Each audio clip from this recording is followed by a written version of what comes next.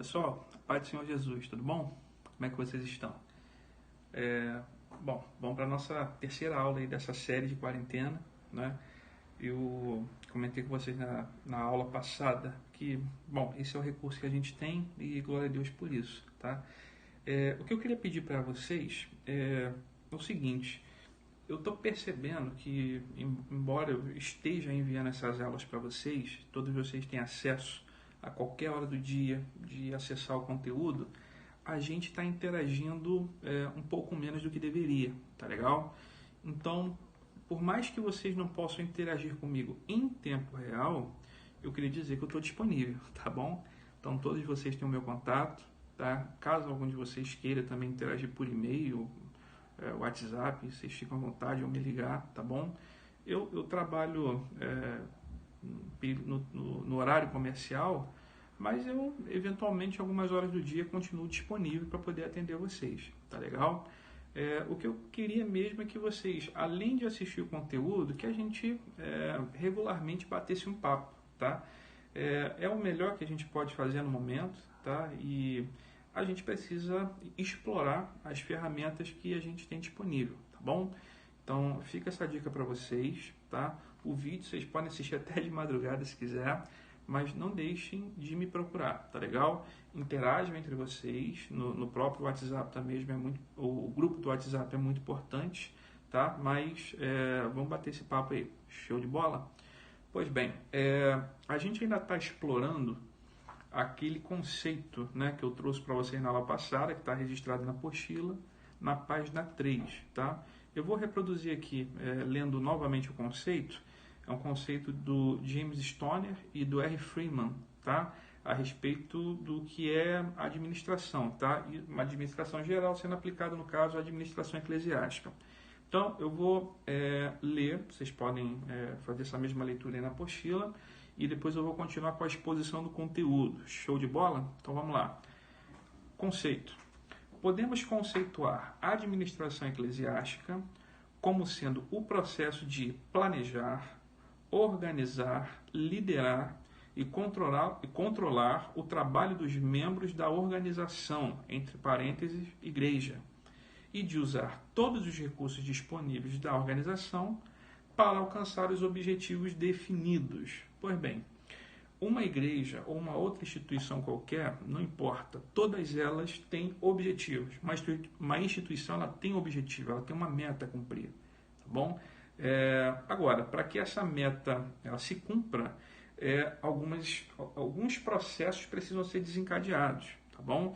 E cada um desses processos tem os seus nomes, tem as suas etapas, né? Na aula passada eu conversei com vocês a respeito do planejamento, lembram? Então a gente conversou sobre planejamento, eu fiz uma exposição dividindo o assunto em 3 subtópicos. O primeiro foi planejamento financeiro, segundo, planejamento do tempo e o planejamento de pessoal, tá? A famosa mão de obra.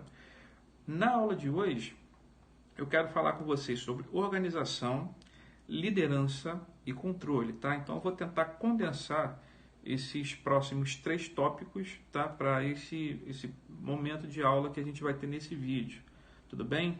Lembrando que qualquer dúvida, se eu passar batido aqui em alguma coisa, vocês podem interagir comigo, tranquilo?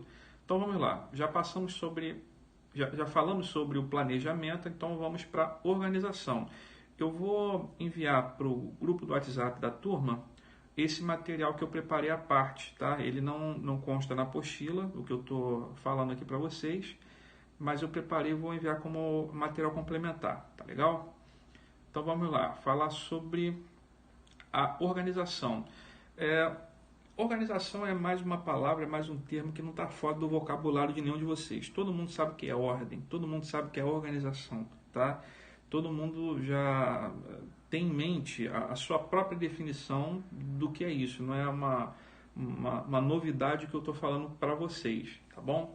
Dentro do que a gente pode trabalhar de organização para as instituições, né, e aplicando para a administração eclesiástica, eu poderia dizer que um dos pontos chaves da organização é você trabalhar com uma ferramenta chamada cronograma, tá? Também acredito que não seja nada diferente. O cronograma trata-se de, enfim, de definição muito prática, é de você cuidar das etapas de um processo, tá? As coisas têm uma ordem, tem início, tem meio e tem fim. Você com certeza não começa a construir uma casa pelo telhado, né? Você sabe que para você fazer uma casa, você precisa de um projeto, não é? Você vai fazer o orçamento do material, você vai procurar 3 ou 4 pedreiros, vai fazer um orçamento de mão de obra, para você ter uma ideia de quanto custa, né? Terminando de fazer isso, você vai marcar a data para começar a iniciar a obra. O pedreiro ele também tem o seu cronograma de trabalho, ele vai fazer a fundação, né? Vai fazer os alicerces, vai levantar paredes, vai colocar o telhado, depois vem a parte de acabamento, embolso, piso, pintura, etc. Cronograma é isso, é você não ferir as etapas de um projeto, tá legal? Então, por que é importante você trabalhar com cronograma? Para que você não perca tempo, tá? E que você, principalmente, você evite desperdício e retrabalho. Gente, não tem coisa pior, tá?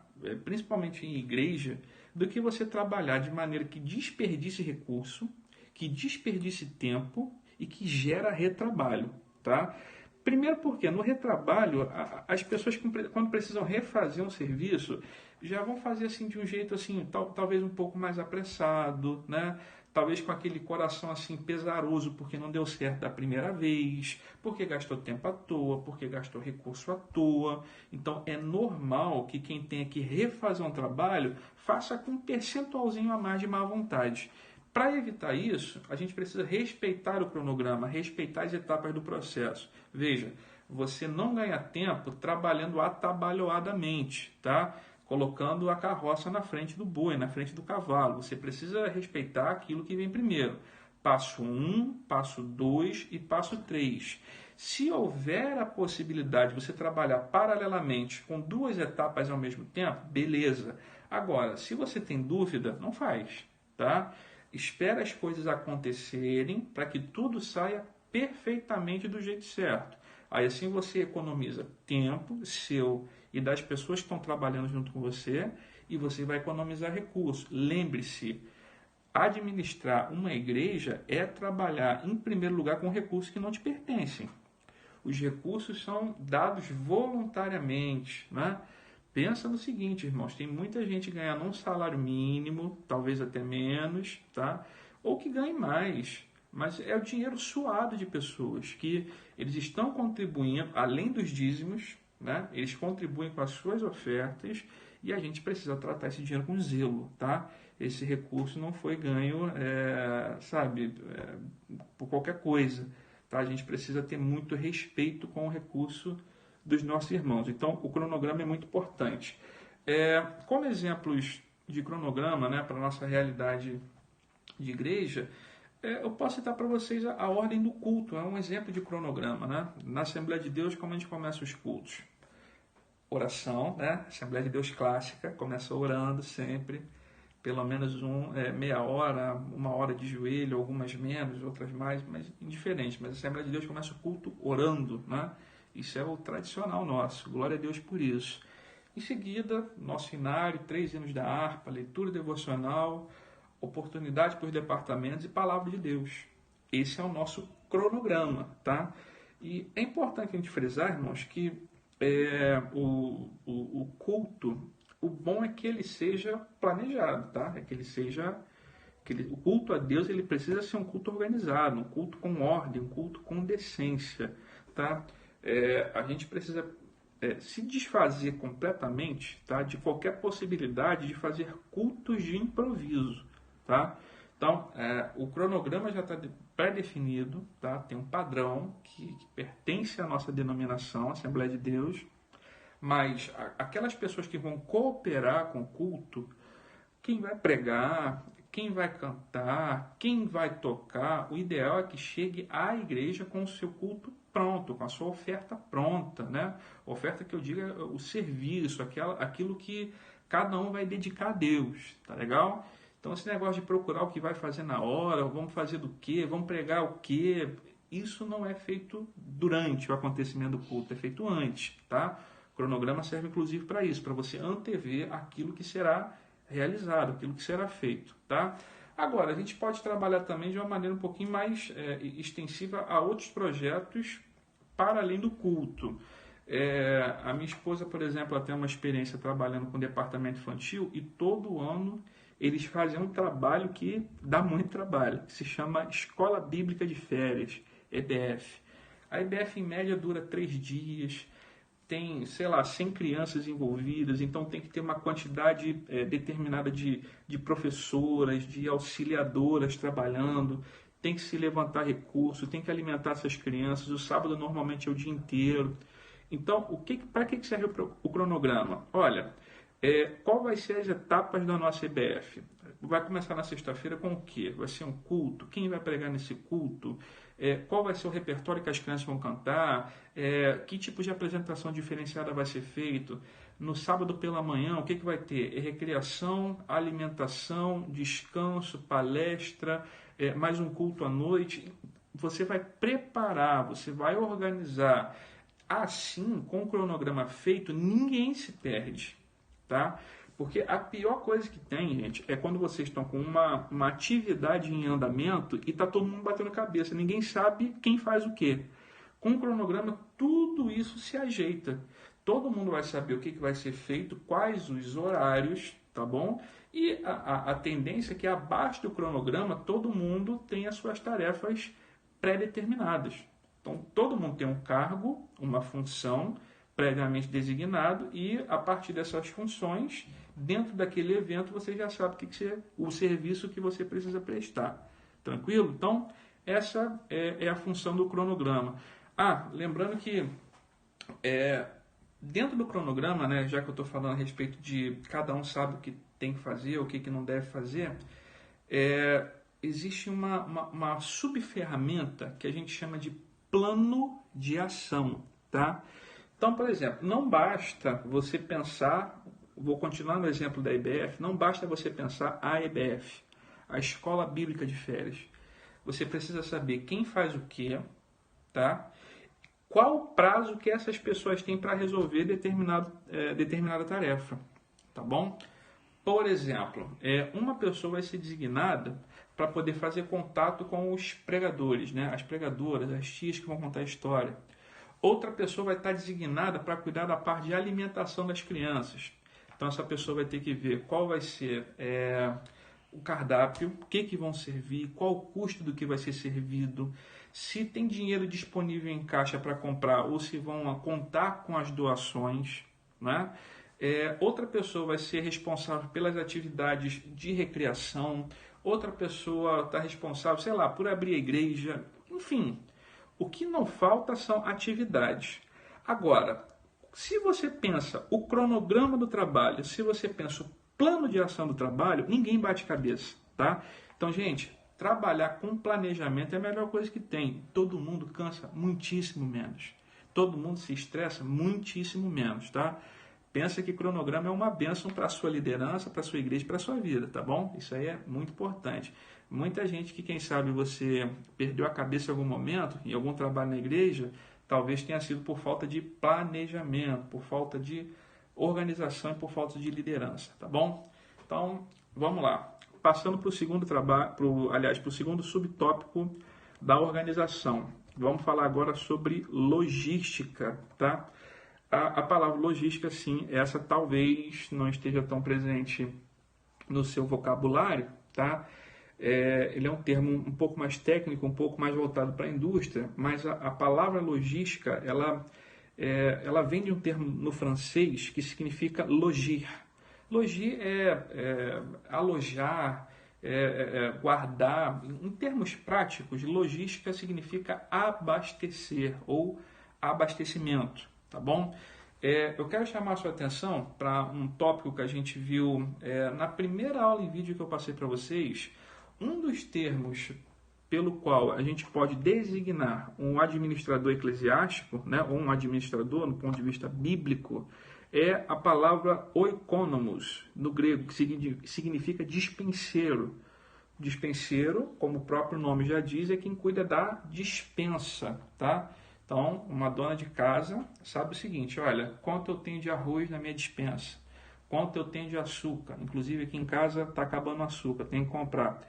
Você tem que ter domínio sobre o que você tem guardado, você não pode desabastecer a sua casa, tá? Essa é a função do despenseiro. Então, em termos prático, técnico, na indústria, enfim, no comércio, a pessoa que cuida do abastecimento de uma loja, de uma fábrica, é o responsável pela logística daquele local. Então, veja bem, o técnico de logística, o responsável de logística, enfim, é a pessoa que, além de ver o que está faltando, o que precisa, ele tem que comprar o que precisa e cuidar para que esse insumo chegue até o local necessário, tá? Então, não basta saber o que está faltando. Você tem que correr atrás para movimentar esse recurso e fazê-lo chegar até a despensa, tá? Então, logística é isso. É você saber o que precisa e pensar como que eu faço para que esse recurso que hoje está ausente chegue aqui na nossa despensa, tá? Igreja é exatamente a mesma coisa. Igreja, você é basicamente como você administrar uma casa, só que talvez em proporções um pouquinho maiores. Então você precisa material de limpeza, né? Você precisa de alguma coisa de higiene pessoal, é um papel higiênico para o banheiro, é um sabonete, alguma coisa que tem que estar lá à disposição dos irmãos que usam a casa de Deus, que estão ali semanalmente na igreja, tá? Então, veja bem, existem insumos que são necessários, estejam presentes sempre, tá legal? Então, se tem insumos que precisam estar presentes sempre, tem que ter algum responsável que fiscalize, que note se está faltando ou se não está faltando determinado produto, tá legal? Parece uma coisa simples e óbvia que eu estou falando, mas no mole que alguém deu uma vez eu acabei tomando ceia com suco de groselha, porque alguém esqueceu de comprar o suco de uva. Irmãos, foi terrível, tá?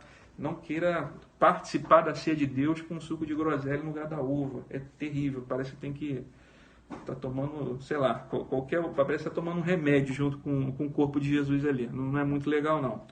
Vamos lá, vamos continuar aqui no exemplo da ceia para exemplificar isso aqui para vocês. A ceia, né? A ceia do Senhor é uma ordenança que a igreja recebeu e todo mundo sabe que pelo menos uma vez por mês toda a igreja precisa praticar a ceia em grupo. Então vamos lá, você já sabe que a igreja já tem uma rotina, uma vez por mês a ceia vai acontecer. O que o pastor faz? Ele já vai marcar previamente, olha, terceiro domingo, o exemplo da minha igreja que eu vou usar com vocês, todo terceiro domingo pela manhã, depois da escola bíblica dominical, ceia do Senhor. Então todo mundo já sabe que todo mês, ao terceiro domingo, a ceia vai acontecer. Agora, a ceia vai acontecer, o que você precisa para a ceia? Insumos, pão e o vinho, né? No caso o suco de uva, que é o que a gente utiliza. Irmãos, alguém tem que comprar. Alguém tem que se lembrar de que esse recurso é necessário e que tem que estar no dia. Agora, lembra daquela questão do planejamento que a gente falou? Alguém tem que fazer as seguintes perguntas.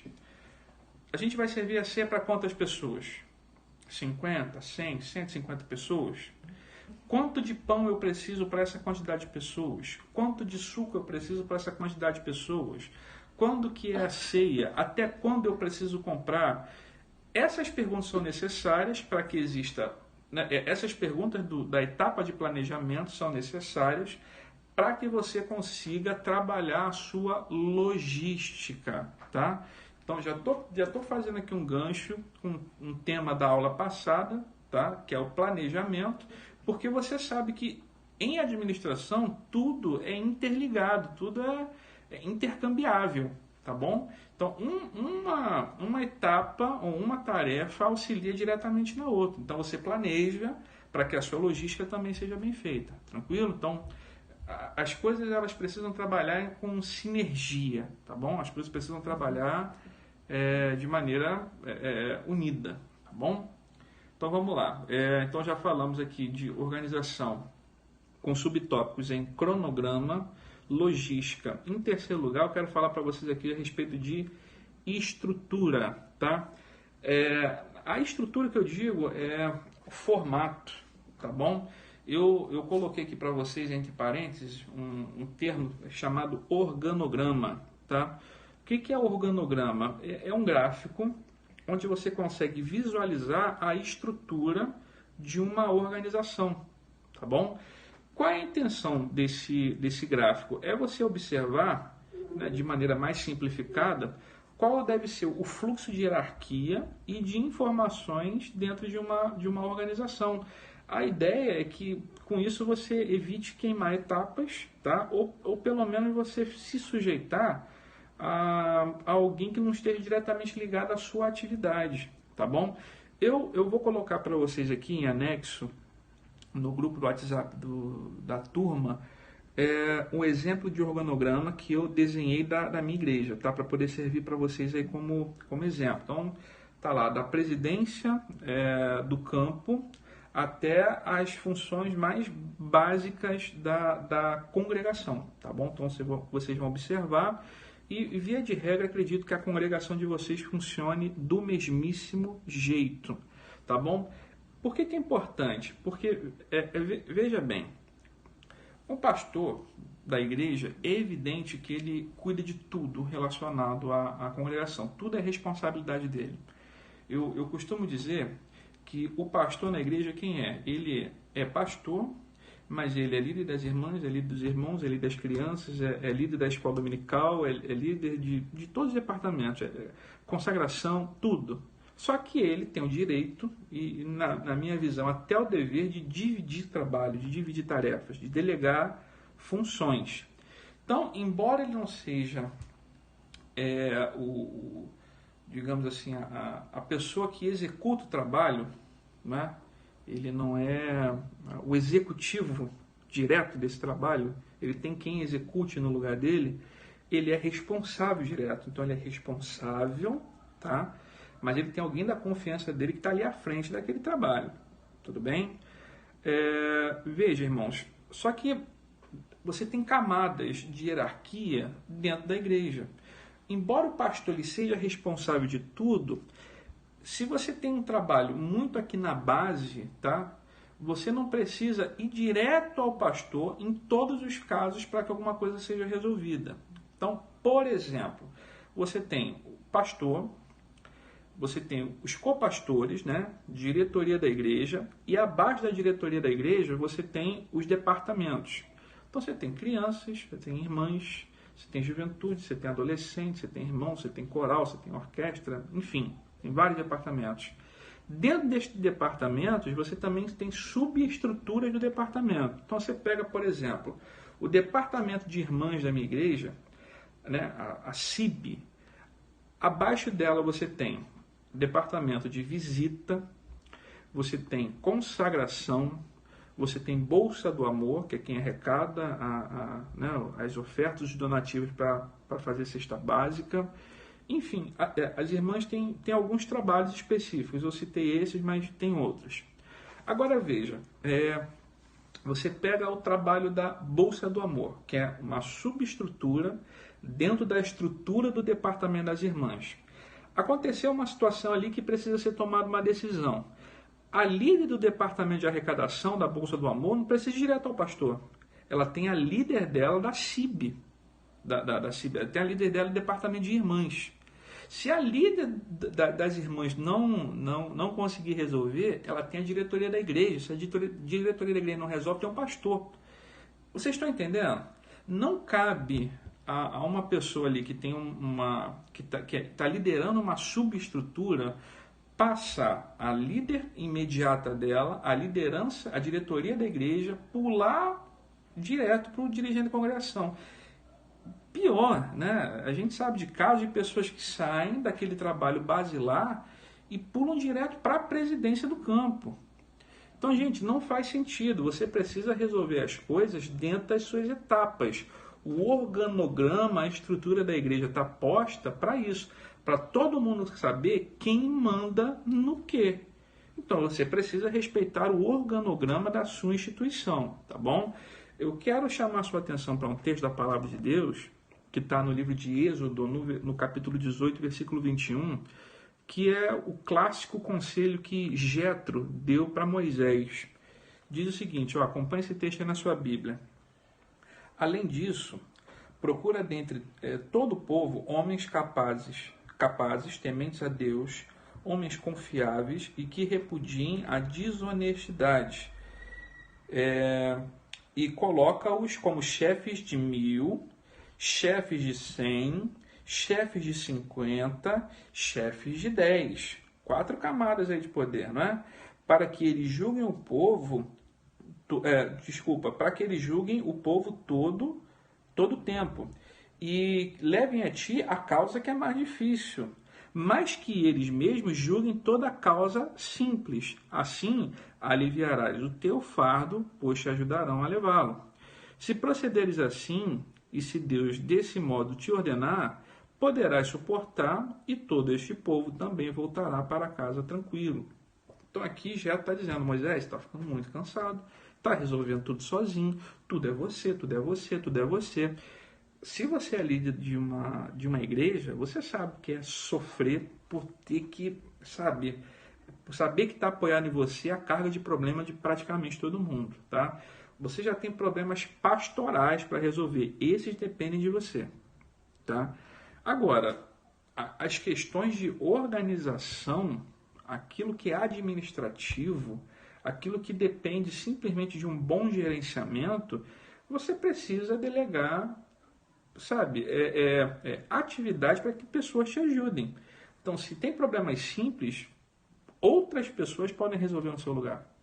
Então, criar essas camadas de responsabilidade é muito importante para que, primeiro, os problemas sejam resolvidos rapidamente e para que não sobrecarregue o líder da igreja, tá bom? Então, esse é o assunto que eu trouxe para vocês na aula de hoje, tá? Falando sobre organização. Então, pensem bastante a respeito, tá? Tentem fazer um exercício, mesmo que mental e de observação, de olhar na igreja de cada um de vocês aquilo que pode ser melhorado com uma aplicação de ferramentas de organização. Então pense, onde é que eu posso colocar um cronograma dentro da minha congregação para que as coisas funcionem de maneira ordenada? Poxa, a minha igreja tá falhando nisso aqui, tem coisa que está faltando, né? Eu sou músico na minha igreja até hoje e muitas vezes eu sofria, né? Porque a igreja também não tinha condições, mas é uma corda de guitarra, é um cabo novo, um equipamento ali para melhorar ali a nossa atividade no culto. Então, assim, tem que ter quem pense isso, tá? Tem que ter quem aplique isso. Então, pode ser que você seja a ferramenta de Deus para que a sua igreja funcione melhor. Deus já está lá, o Espírito Santo já foi concedido. Vocês cultuam a Deus com toda alegria, mas as coisas podem fluir com um pouco mais de facilidade, tá? Às vezes não está faltando, carisma do Espírito Santo, está faltando uma pessoa mais organizada, tá? Então, eu sei que a oração ajuda bastante, mas a organização também ela tem o seu papel fundamental nas instituições, tá bom? Então, estruture a sua igreja, coloque um cronograma de atividades, procure trabalhar bem a logística, converse com o tesoureiro da sua igreja, o secretário da sua igreja, a liderança da sua igreja, coloque isso no papel, esboce, se coloque como bênção na vida do seu pastor. Pega esse exemplo que eu vou colocar no grupo do organograma e coloca lá no quadro de aviso da igreja para que todo mundo saiba quem faz o que, quem resolve o que. Isso é show de bola, tá bom, gente? Então, Deus abençoe. Qualquer dúvida, vocês entrem em contato comigo, vamos bater no nosso papo até o dia que, com a graça de Deus, a gente vai poder estar junto em sala de aula novamente, tá bom? Forte abraço, fiquem com Deus.